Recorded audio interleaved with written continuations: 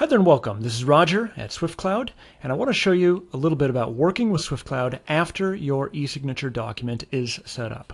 So everything I'm showing you here is actually optional, and it can be an incredibly powerful way to automate and speed portions of your business if you choose to use it. Some clients choose not to. They just want an emailed copy of their document. So I should stress that everything here, this is really kind of a different feature of SwiftCloud, which is cloud-based collaboration tools and a way to manage your clients and work with your clients in an ongoing basis and manage your client files.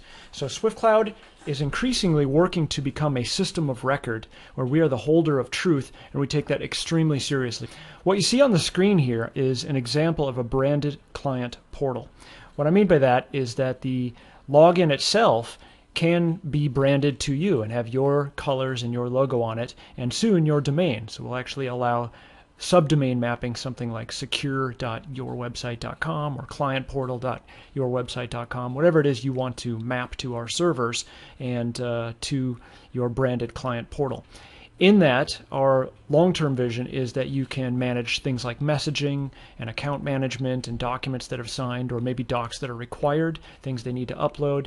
I'm just drawing your attention to that, and let's get logged in here, and I want to show you a little bit about working with SwiftCloud and specifically the Workroom concept. Once you're logged into the home page, you can click on these dinner plates on the left, and you'll click on Drive.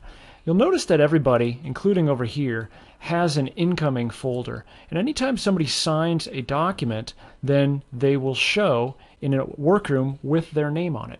So if somebody pays an invoice, we of course will send them a receipt, but we're also going to generate a workroom so that, let's say, hypothetically, you needed to either do some work on fulfillment, or let's say you needed to do a return or an adjustment, or you needed to continue doing work with them. Let's say they bought 17 things from you, then all of that would be grouped together under one client record and one client workroom. So as you can see here on the left, you've got a contact address book, and you can open that up, see an example of some of these contacts. Everybody's of course searchable, so you can look up clients by name, by phone, by email. You can also make notes and store files and that kind of thing. So let me first show you a little bit about the workroom. So here's an example of a workroom. We will over time continue to add functions down here in the bottom. So right now we've got the people and permissions box, we've got the files box, and then we've got the history. And the history box includes things like notes, and you can have private notes or public notes. So in this case, I want to add a private note. Let's say I want to make it private, which is for me only. You could also do an internal, which is a feature that's coming soon, and that would allow only the company, people that are attached to your company, but not anybody else to see that. So that's typically used for companies and internal vendors, that kind of thing, to see that, but the other people attached to the workroom would not be able to see it.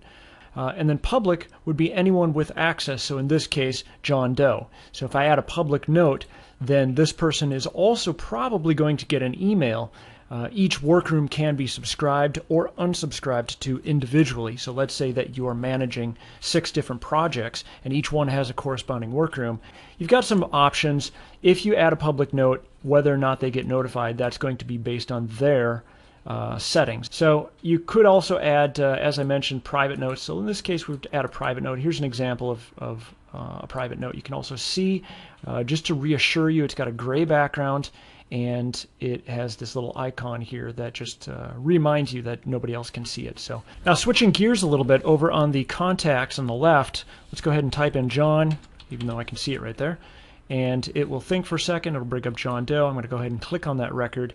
And then from within here, this is an easy way to contact the client. Notice that I've got private tags. So these private tags are useful for things like categorizing your audience, such as client or vendor or that sort of thing. And those private tags are not visible to John Doe.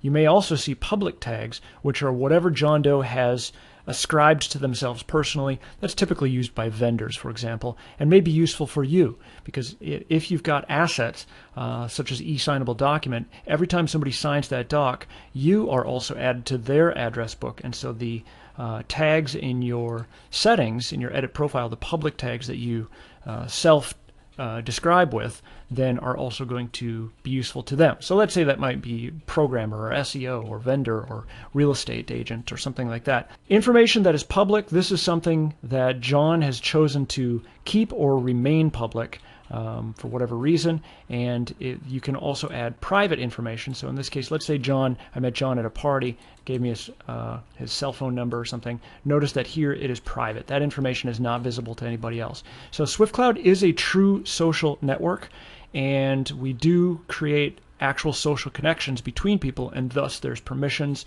there's private data to you, such as this case, the cell phone that presumably this person doesn't want public, and there's also public data. So what you decide is public is up to you, and it's based on your profile settings. So in this case, I'm just going to go ahead and click on the email, and what that does is just open an email tool right within here.